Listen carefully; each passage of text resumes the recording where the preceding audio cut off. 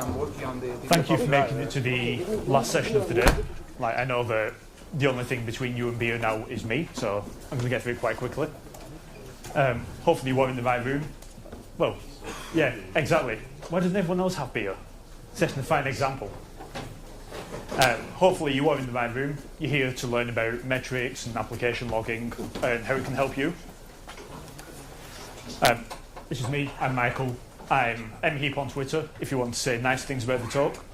If you want to say bad things, don't put that on the internet. Just come and talk to me afterwards. I was a PHP developer for about 10 years. Then recently moved into operations land where monitoring and metrics is a lot more important. And that's why I come to give this talk to developers. To say, I was one of you once, I didn't really get it, but now that I'm on the receiving end, it helps so much. We've got quite a lot to get through, so we're going to dive straight into it. But I wanted to give you a quick rundown of what we're going to cover. Today we're going to cover a few different things. We're going to start by thinking about why we need to log, what logs we currently use, and things to consider when putting the log together ourselves. How to get started, what to log, where to log to, how to add it to your application. We'll cover the ELK stack, which is the Elasticsearch, Logstash and Kibana. It's the de facto standard for application logging. I'll take a look at what each component of that does and how it's useful to you. Logs and dashboards go hand in hand. Sometimes you don't have hours to read 10,000 log messages. You just want to see a nice graph that shows you what's happening. There are a few pitfalls when it comes to log management, but don't worry. We'll run through a couple of the most common ones. I made those mistakes, so you don't have to. And finally, almost finally, we're going to take a look at some supporting tools, things like Beats and PagerDuty, before rounding it off with a conclusion. Sound good? Cool. So logging. Why do we log? All the way through this, feel free to shout out. Go on, why do we log? Debugging. What went wrong? Always the first one that comes out. Why else do we log? Metrics. Who visited us? How many people visited us? Any more? I heard accountability. Audit logs. Who gave Michael access to production? Because, well, they need firing. But if you don't have an audit log, you don't know why decisions are made, why things happen. And I like to think of it as runtime documentation. Your application log tells you what your application's doing right now. Without it, you have no idea what your app's doing. Once you've shipped it to production, it's just like a big black box. Being able to log into a server, run tail-f, and just read what your application is doing, what queries it's running, what pages are being hit, things like that is so useful. Imagine if someone said, hey, it's not working, but I don't have anything to give you. Like, where would you start? And that's why an application log is so important.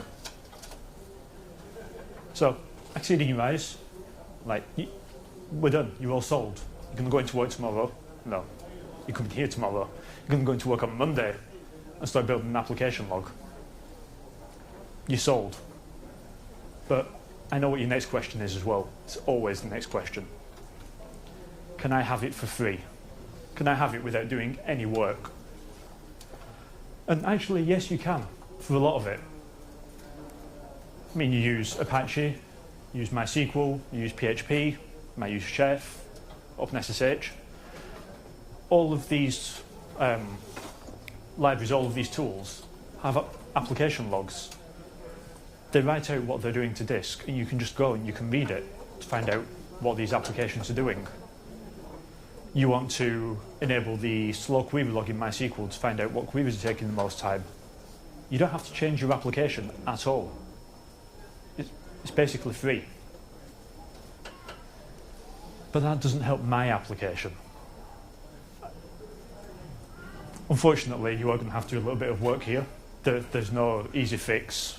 where an application log just magically appears for you.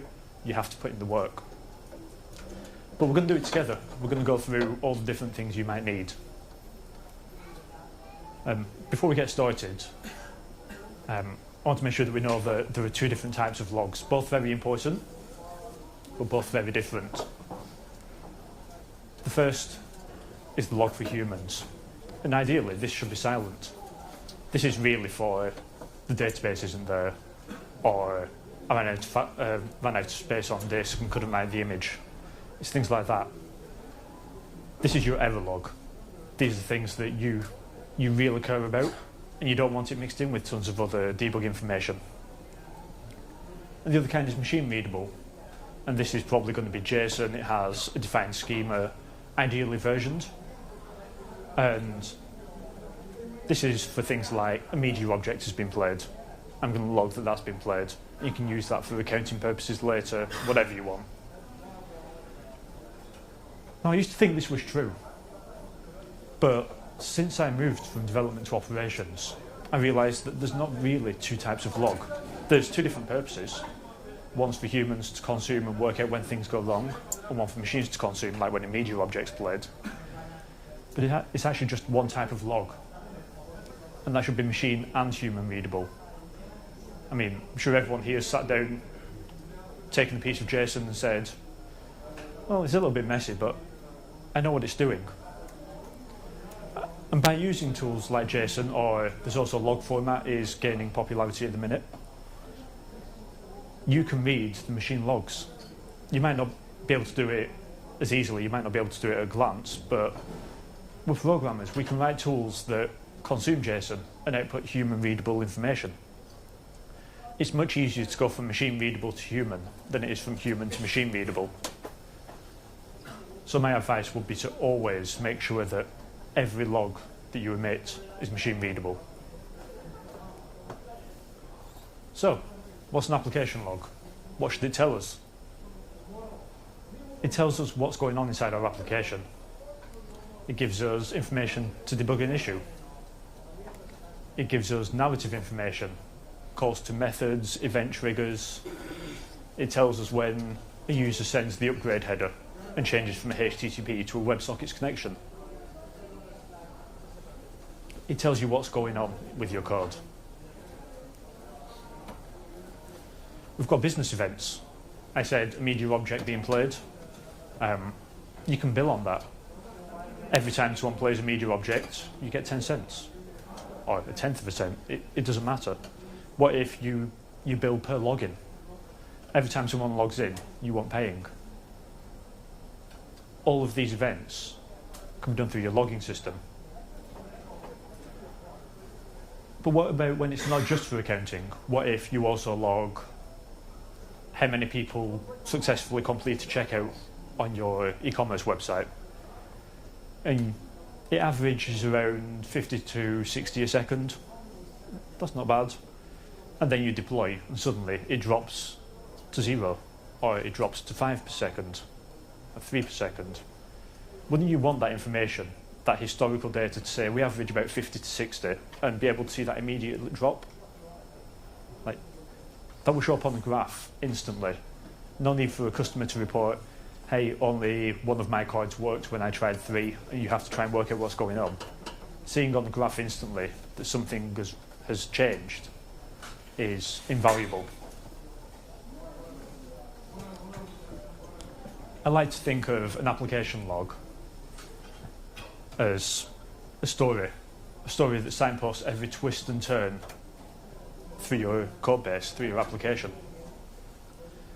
When I started at my last job, it was a fairly complex system, and I had no idea where to start. Fortunately, it had a great application log.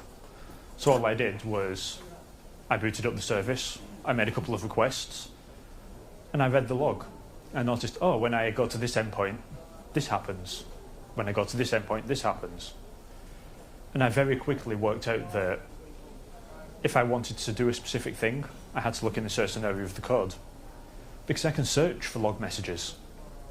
They help me really zero in on what code is actually running.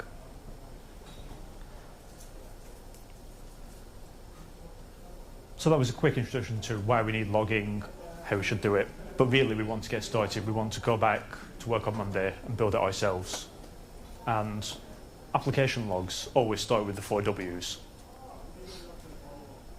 When did it happen? Who did it happen to?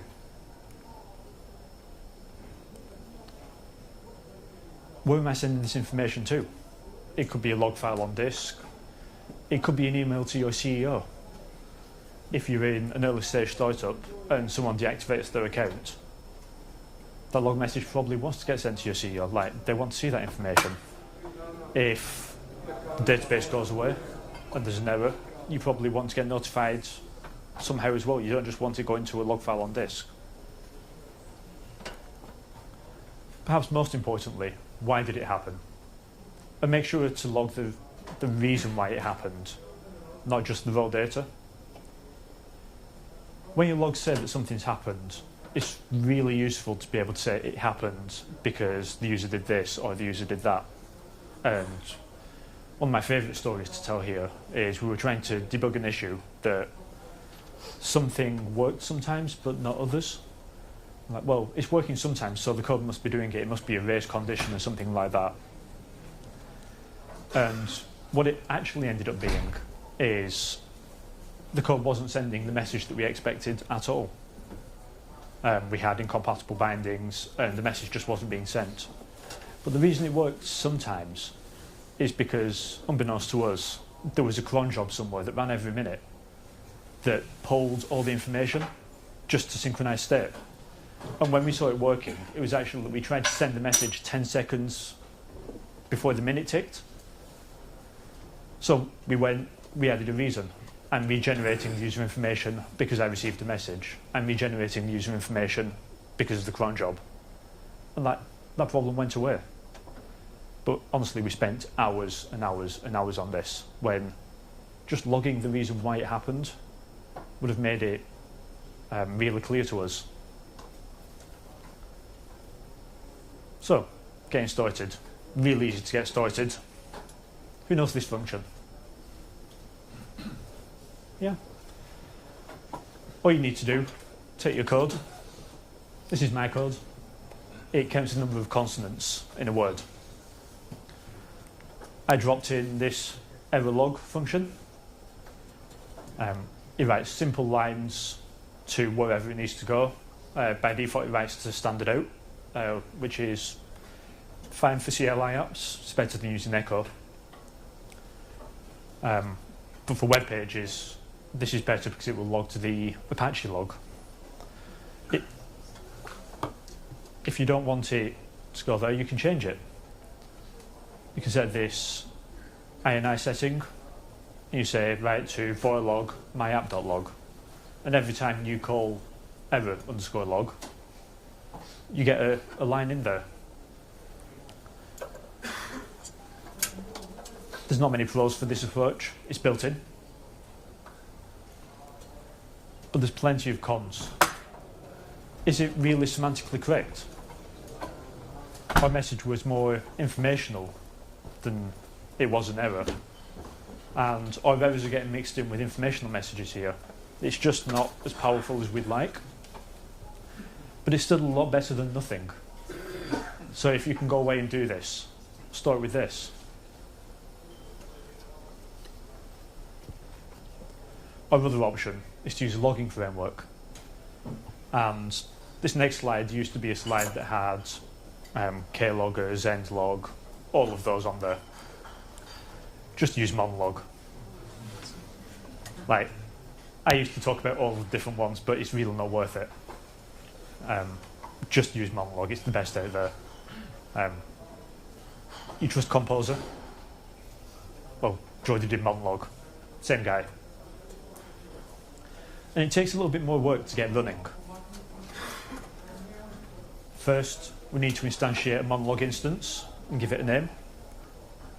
Then we need to add a handler.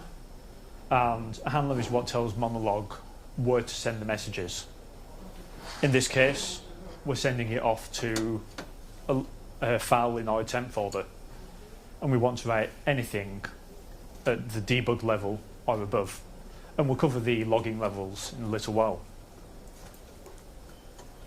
We make a call to log.mp4, which adds a log line at the info level. Info is higher than debug. So it gets logged, and it looks like that. It's got a timestamp, it's got your app identifier, it's got the level and your message. And those brackets at the end are for additional metadata, which we didn't actually use. Job done. Like, we're now using monologue. Once you've done the bootstrapping, that single call is all it takes. But I'd hate to talk about monologue and miss out one of my favourite parts of it, which is the fingers crossed handler. What this does is it wraps another handler, and it's in control of when the messages get flushed to the first one. So it's a little bit hard to explain, but we'll go through an example. Here, we create a stream handler that says, I want debug and above. So I want everything, and I want to write it to a file. And then you've got this fingers crossed handler that says, actually, I'm going to take control of that stream handler that you've got. But I only want to log things at error or above. I don't want any debug or notice or anything like that. We buffer everything up, including debug messages, but we only log them if an error level is triggered. Like I said, it gets confusing, so let's just work through an example. In this situation, we say we want error and above, and we have an info. And our log file looks something like this, because it wasn't high enough to trigger. But what if we trigger an error? Something bad happened immediately after the info. If we were just using the stream handler, we could say, okay, I want error and above, and you don't even need to worry about fingers crossed, because you will only get errors and above. But what the fingers crossed handler will do is say, okay, I'm set to error, there has been an error, and it will log everything up until that point. That's why it's called fingers crossed, because you're hoping that nothing's going wrong, and if nothing does, your logs are empty. But the instant that something goes wrong, you have all of that debug information, you have all of that info level logging, and it helps provide context for what's actually gone on. Monologue has slightly more pros than error log. It's an object, so we can inject it into our code if we want to. It supports multiple log writers, so I showed you writing to file. You can send to a HTTP endpoint, emit it to syslog, send an email, do whatever you want. And it has log level support, so you can say this is information or this is an error. And again, we'll get to that in just a second.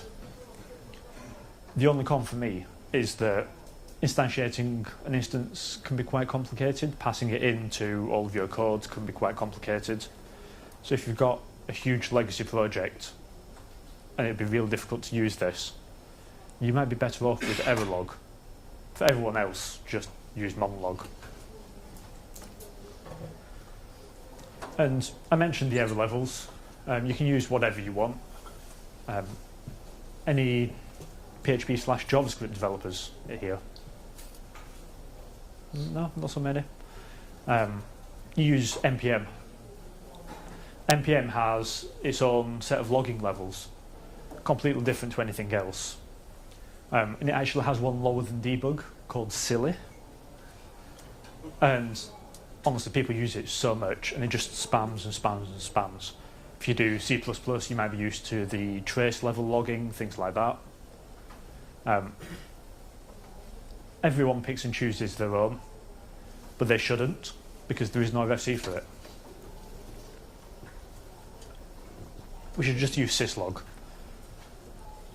There are enough levels here to express your intent with reasonable granularity, starting all the way at the bottom at debug, info, notice, warning, error. I'm doing this from memory.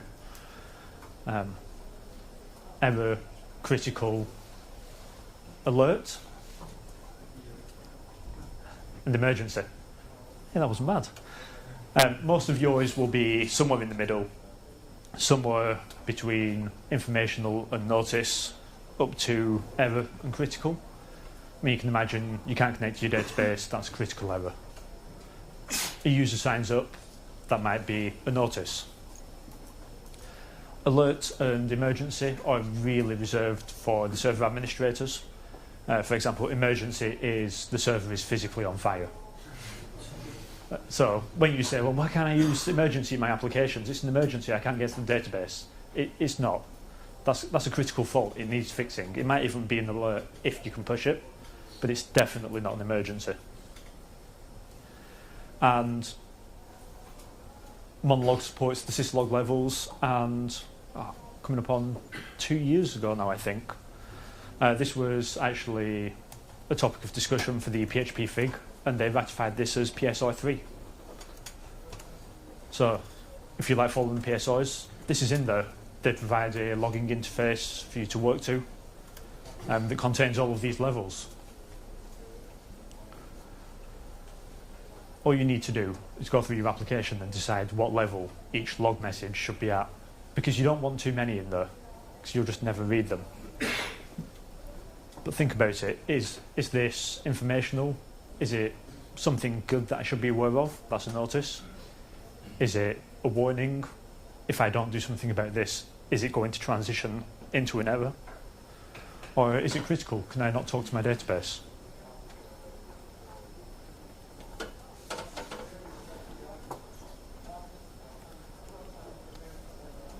So we've been through our code base, we've added a ton of logging, we need somewhere to send it. So writing to a file on disk is good, but no one ever reads it. I mean, you ship it to production, you might not even have access to the server to see it. And this, for me, is the bit that's amazing. Imagine this. Everything is on fire. Servers, buildings, everything. Would you want to go into the office and log into each server one by one and run tail -f on each log file on there, just trying to guess which server you need to look at, which application? Wouldn't it be great if there was just one place that you had to log into and look at? And that's what the ELK stack gives us. ELK stands for Elasticsearch, Logstash, and Kibana. But really, if we think about the order in which they run, it's like the leg stack, but that doesn't have the same ring to it. I can see why they went for ELK.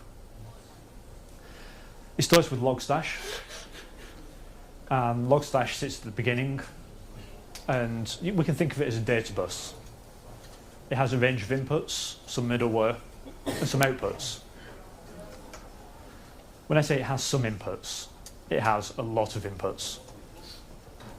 It can be a path to a file, it can listen on a specific port, it can pull data from S3 if you want.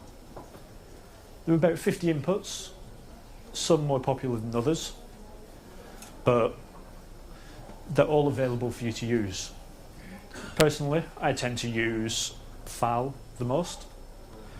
I also tend to use standard in, because who doesn't like piping data into a process? And also S3, actually, because we archive a lot of our log data, because we don't want to see it all the time. But sometimes it is useful to re-import that and try and work out why something happened with a little bit more information. So this is just the inputs. This is how you get your log data into Logstash. And once it's in there, you're really into the core of Logstash, which is its filter system.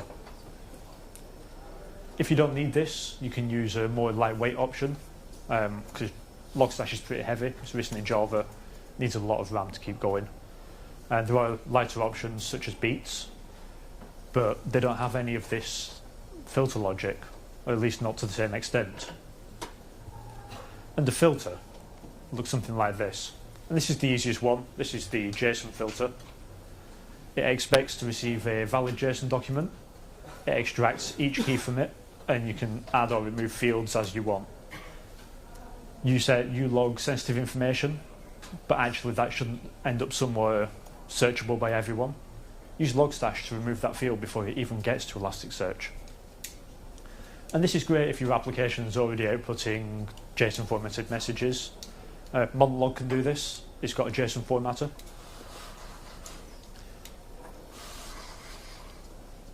You can use key value logs, which is the log format. They're supported, and you can manipulate all the fields and do things like set defaults here as well. But really, the power of log/'s filters comes here. It's called the Grok filter. This is a line from OpenSSH. Someone's logged into a machine. And the Grok filter lets us tokenize arbitrary text and extract meaning from it. Here, I'm interested that a public key was used to log in as root from this specific IP address, and SSHD was running on port 22. To parse this and get it into something that's machine readable, you use something like this. And it can look pretty scary to start with, but it's really not that bad, because half of it is literal text. So things like accepted will match accepted literally. And then we say we want to match a word, and I'm going to capture that as auth_method. We want to match a user, we want to match an IP, we want to match an integer. And at the other end, this will pump out a JSON document that has auth method, username, source IP, and source port. And these are just named regexes. It comes with a ton of them built in. You can write your own if you want. But it uses word, user, IP, and integer. They're relatively simple, regular expressions. There's a fantastic tool called Grok Debug to help you put these together. You put in your unstructured text, you put in your Grok filter, and it highlights in real time as you make changes. It's wonderful. If anyone wants to try writing these, I wouldn't try and do it without this. And once we've got that data out, we've manipulated it as we want, we've got it in a structured format, we need to send it somewhere. And again, there's dozens of options. But most people don't use, well, any but one really. Most people send it to Elasticsearch. Every filter applies to every input and is sent to every output. You can do some clever things with tagging, but if you want different combinations of filters and outputs, the easiest way to do it is just to run a separate log/" instance. Log/ can be pretty slow. It's actually really fast, but when you're throwing thousands and thousands and thousands of log lines a second at it, and it's having to tokenize them and generate structured data, it can have a hard time. Use as few Grok filters as you can. Make sure that your applications emit structured logs. Just minimize the amount of work that log/ has to do.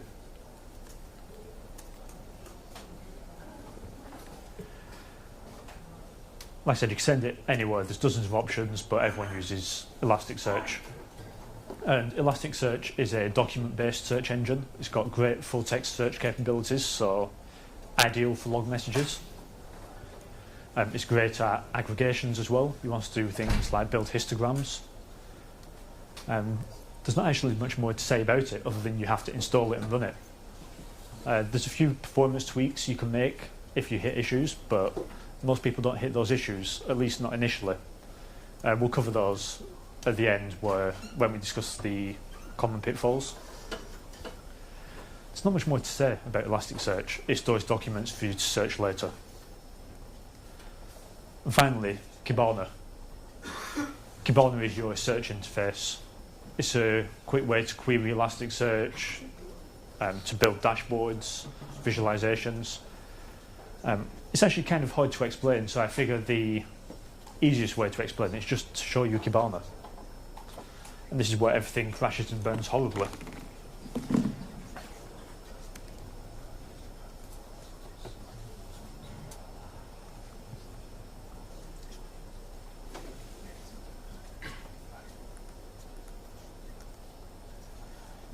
We can see that? This is Kibana. And all of this is fake data that I imported. and you can click into it and you can see that the JSON's been tokenized. I made a request to billing. Probably can't see that actually. Let's make that bigger. Not that big. I made a request to billing. It came from that IP address. It was a 200. This was the original message. And you can do all kinds of things in here. So that's HTTP logs. I also have a lot of logs for business events. So I also imported a set of bank accounts into here. So I want to see the bank accounts for all mails. And it returned it, and I see their balance, their address. But I want to do more. I want to say, show all mails, and their balance is greater than 20,000, and their balance is less than 35,000. And these are questions you can ask after the fact. You don't have to think about these in advance and specifically log this information. Just throw all your data into Elasticsearch, and Kibana will let you search and see it. So here we are. We can see that Mr. Phelps earns, where's it gone? 21,153, which is between our search criteria of 20,000 and 35. Now imagine this for SSH logins. You want to see when people logged in as root, when Michael logged in, when Wim logged in, when people logged in using a password. All of that is now at your fingertips. You can search and find that. But like I said, sometimes you don't want to read 10,000 log messages, you just want to see a graph. And Kibana has excellent visualization tools as well. So going back to our HTTP requests, I'm going to build a pie chart. And I'm going to say I want to search by endpoint. And there it is. We can see at a glance how many went to user times. But actually, that's not enough for me. I want to add another dimension to it. So I want to do it by, let's say, HTTP code.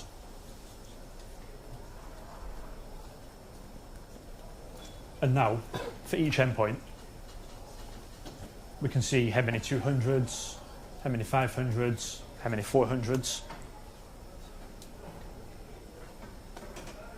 That's useful. I like seeing by HTTP code, but actually I don't like the format it's shown in. So instead I want one pie chart per endpoint. So I want to split the charts. You can ignore the error message. And this is by endpoint. And I will just drag that to the top. And get rid of our other one. And now I get 5 charts, all broken down by HTTP code. So this one's billing. And look how easy that was. That was 30 seconds. We can do bar charts. We can say that our y-axis is the average balance of an account, and our x-axis is the state that the person lives in. By default there are 5. I'm going to up that to 51 so we get all of them. And there we are. We can see that Colorado, is that? Has the highest average balance. These insights that I'm pulling out just from the data that we're emitting from our application logs. And it's not just for application logs. If I change index to Shakespeare, I actually ingested the entire contents of Henry IV. Every line spoken. And I can search for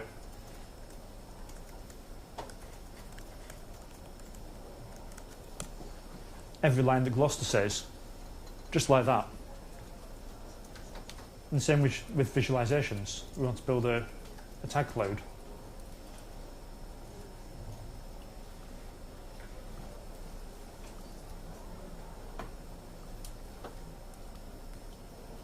We want to do it by speaker. Let's find out who has the most lines in King Henry IV. Oh, it's Gloucester. Hamlet has a lot. King Henry V has a few. Othello has a few. Imagine importing commit histories and things into this tool. You can do all kinds of things. And you can save these visualizations and build up dashboards.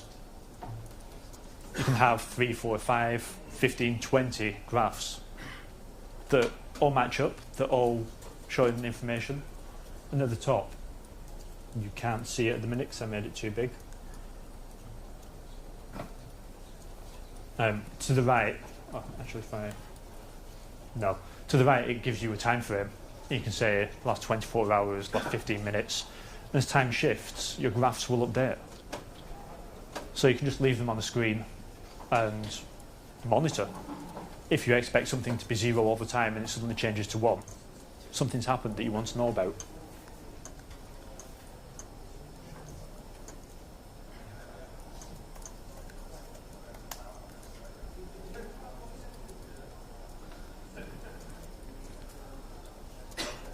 These are my screenshots in case it didn't work. Ever the optimist. How long have we got? About 15 minutes. Yes? The Kibana graphs, can they be used external? Like, is there an API or something? Well, you can put Kibana on any screen you want. People do have to be able to get to it. All of the data is stored in Elasticsearch, and that has an API. So you can use other tools like Grafana as well with it. Kibana is just the graph rendering part. So, section 5, log management. Some of you may have heard of Asimov's law of robotics. A robot may not injure a human being may not injure a human being or, through inaction, allow a human being to come to harm. I have a similar one for application logs. An application log may not injure an application's performance or readability. Logs are supposed to help us, not make it difficult to work on the code base. I remember once I was working on a project and we started, I think I was using MongoDB actually, and we weren't getting the performance we wanted.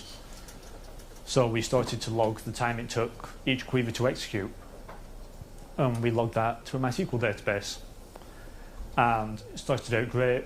We started to make optimizations, but then over time, page responses started to get slower and slower and slower. It turns out that it was taking more time to log the time taken for the query to MySQL than it was to run the initial query. That was a fun one.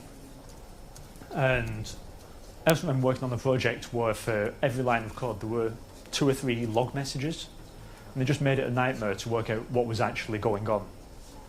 Logs are supposed to help, not hinder. So they can't injure an application's performance or readability. Those are the only 2 rules.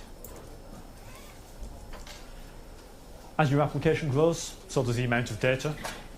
It's easy to get started, it's harder to scale that.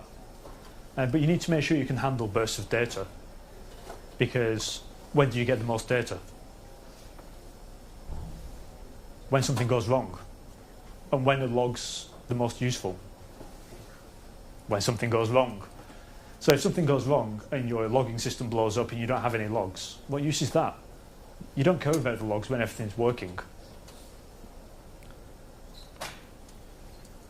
Disk space. This is seems like a simple one, but it's the #1 cause of application failure. You log into disk, you run out of disk space.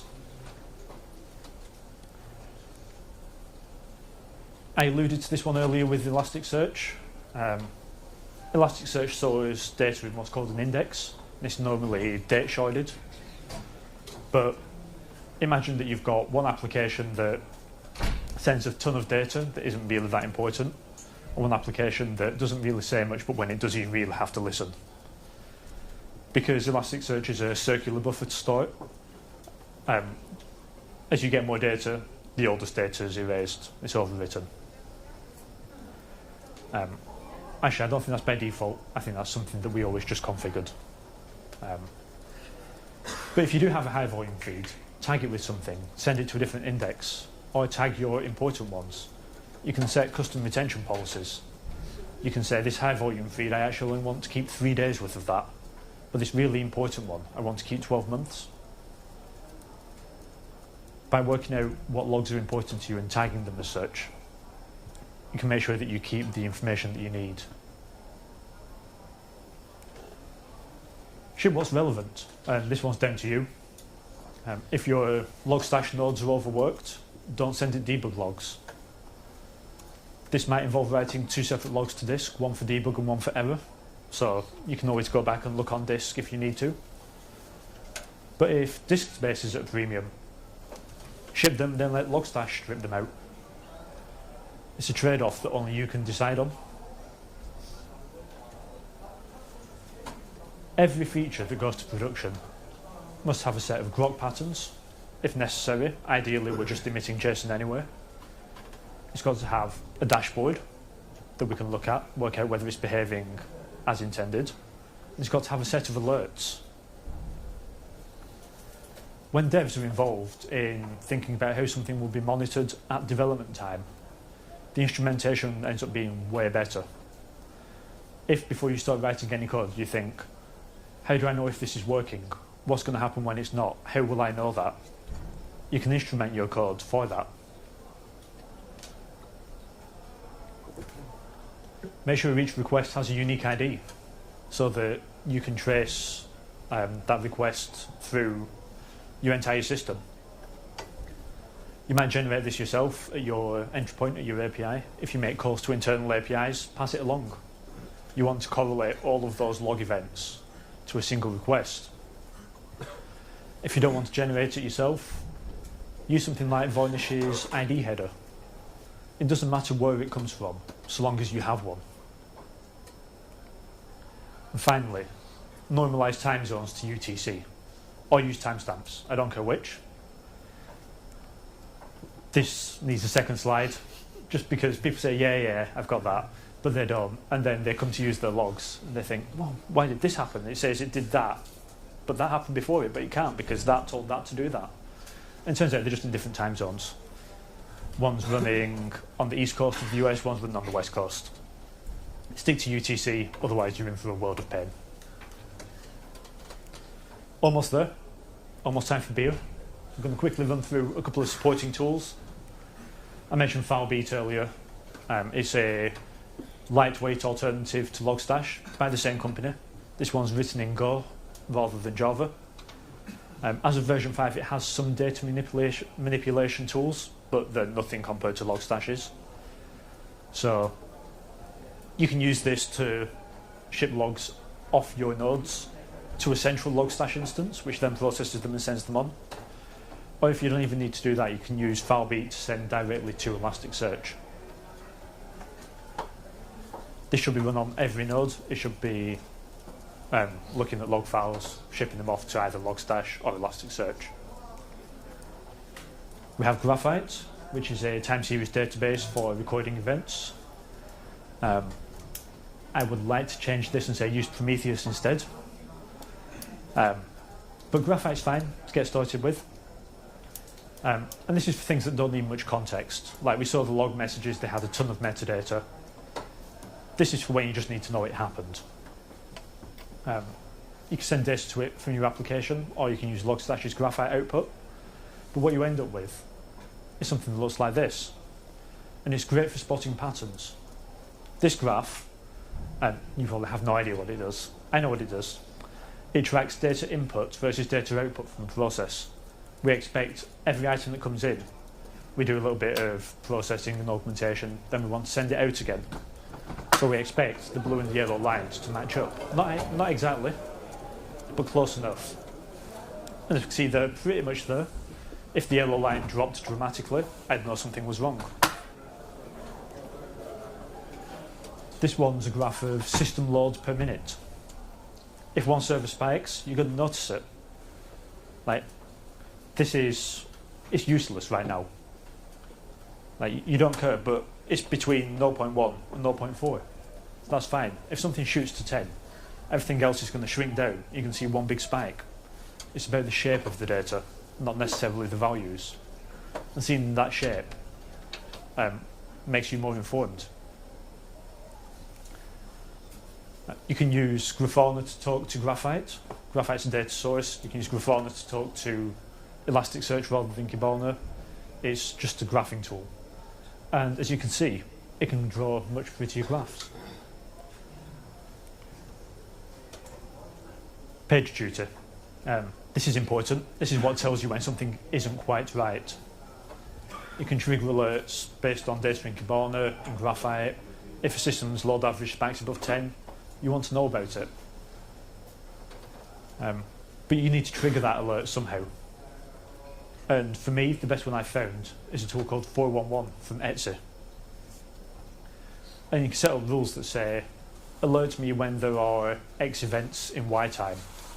And that can be, alert me when there is one event ever, or alert me when I see 10 couldn't connect to databases in 3 minutes.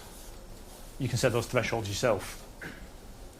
You can say, alert me when our request per second goes outside of one standard deviation, or when it drops by more than 10%. You can trigger a lot of alerting systems, such as email, Slack, and of course, PagerDuty. Finally, our conclusion, almost there. I know it's been a long day. Logging is required. It's not optional. We need to know what's happening inside our applications. Like, we have to. It's not a question of should we, it's a question of how we. And the key to this is that developers are empowered. You should be the ones doing this work. It shouldn't be your operations team. They're the ones that, developers are the ones that know how an application should work. They're the ones that need to expose the relevant information. All the operations team should be doing is setting the alerts in production based on the values that the developers gave them. And we do need to be aware that logging does have a performance impact. It's code that's got to run after all. For example, we compile debug statements out of some of our core C++ systems because even just doing the check to say, should I log? No. Slowed it down too much. And we actually had to compile that code out. But if you stick to info and above, that generally gives you enough information to work out what's going on when you need it, without having too much of an impact on your production systems. In the end, it's down to you to decide how much logging you need. Everyone's got a different situation, different set of circumstances. You've got to do what's right for you. But think about it. Like, I flew here. I live just outside of London in the UK. I'm sure that some of you flew here to get here too. And imagine if you, as you were getting on the plane, stewardess said to you, right, we've got a choice for you. We're going to get you there, but we're going to either fly slowly or we can fly blind. Like, we'll get there much faster if we blindfold the pilot. But which would you choose?